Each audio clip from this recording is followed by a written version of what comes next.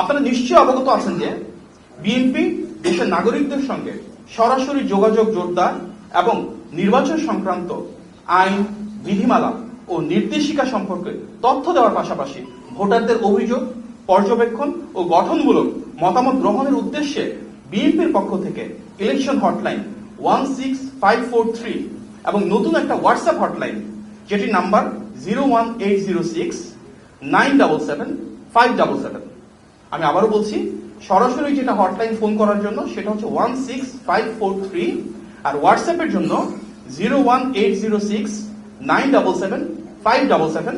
সেখানে যোগাযোগ করার সুযোগ রয়েছে। শহর ও গ্রাম সহ পুরো দেশব্যাপী সকল নাগরিককে সম্পৃক্ত করে একটি স্বচ্ছ, গ্রহণযোগ্য এবং নাগরিক বান্ধব নির্বাচন পরিচালনা এবং পরিবেশ গড়ে তোলাই আমাদের মূল লক্ষ্য। ইতিমধ্যে এই হটলাইনের মাধ্যমে অসংখ্য মানুষ যোগাযোগ করেছেন, বিভিন্ন বিষয়ে সমাধান পেয়েছেন। হটলাইন থেকে জানতে পারা একটি বিষয়ে আপনাদের দৃষ্টি আকর্ষণ করতে যাচ্ছি। একটি প্রতারক চক্র বিতর্ক সৃষ্টির লক্ষ্যে ফ্যামিলি কার্ড ও কৃষক কার্ড দেওয়ার নামে কিছু কিছু জায়গায় টাকা চাচ্ছে। বিএনপি চেয়ারম্যান জনাব তারেক রহমানের নারীর ক্ষমতায়ন এবং কৃষকের সমৃদ্ধির জন্য ফ্যামিলি কার্ড ও কৃষক কার্ড প্রদানের যে পরিকল্পনা, ইতিমধ্যে তা দেশব্যাপী আলোচিত হয়েছে, সমাদৃত হয়েছে। বিএনপি যদি জনগণের ভোটে রাষ্ট্র পরিচালনার দায়িত্ব পায়, ইনশাল্লাহ তখন সম্পূর্ণ বিনামূল্যে এবং যথাযথ ব্যক্তিদের হাতে রাষ্ট্রীয় উদ্যোগে এই কার্ডগুলো পৌঁছে দেওয়া হবে। যদি কেউ এই বিষয়ে কোনো অসাধু উদ্দেশ্য হাসিলের চেষ্টা করে, সেক্ষেত্রে আপনারা আমাদেরকে অবহিত করবেন এবং অবশ্যই আইন শৃঙ্খলা বাহিনীর শরণাপন্ন হবেন।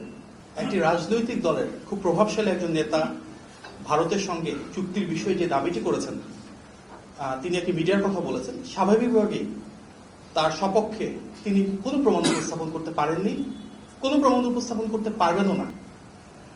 কারণ যে তথ্য মিডিয়া এসেছে বলে তিনি দাবি করেছেন, সেটির ন্যূনতম কোনো বাস্তবতা নাই, ন্যূনতম কোনো সত্যতা নাই। তাহলে কি আমরা বলতে পারি যে বিতর্ক তৈরি করার জন্য এটি একটি রাজনৈতিক অপকৌশল? আর যদি ওনাকে ভুল তথ্য প্রদান করা হয় বা বিভ্রান্তি ছড়ানোর জন্য করা হয়, তাহলে কি সেটা ওনার অজ্ঞতা? আমরা মনে করি এটা অপকৌশল বা অজ্ঞতা যেটাই হোক, ভারতের সাথে বিএনপির চুক্তির বিষয়ে যেসব কথা বলা হচ্ছে তা সম্পূর্ণরূপে অপপ্রচার। আমরা গণ অভ্যুত্থানের আকাঙ্ক্ষা বলতে সেটাই বুঝি যে এখানে ইতিবাচক রাজনীতি হবে, কোনো অপপ্রচার, অপকৌশল, অপরাজনীতি সেটা হওয়া উচিত না। কারণ বিএনপি রাজনীতি মানেই তো বাংলাদেশপন্থী রাজনীতি। আমাদের নেতা জনাব তারেক রহমানের যে রাজনীতি, সেখানে হচ্ছে সবার আগে বাংলাদেশ, বাংলাদেশের স্বার্থ, বাংলাদেশের সার্বভৌমত্ব, জনগণের ক্ষমতায়ন, এটিকে কেন্দ্র করেই তো বিএনপি রাজনীতি। জনাব তারেক রহমানের নেতৃত্বে কিন্তু আমরা দেখেছি তিস্তার পারে, পদ্মার পারে পানির ন্যায্য হিস্যার জন্য ধারাবাহিকভাবে বিশাল প্রোগ্রাম করা হয়েছে, সমাবেশ করা হয়েছে। এটিই তো বিএনপির রাজনীতি।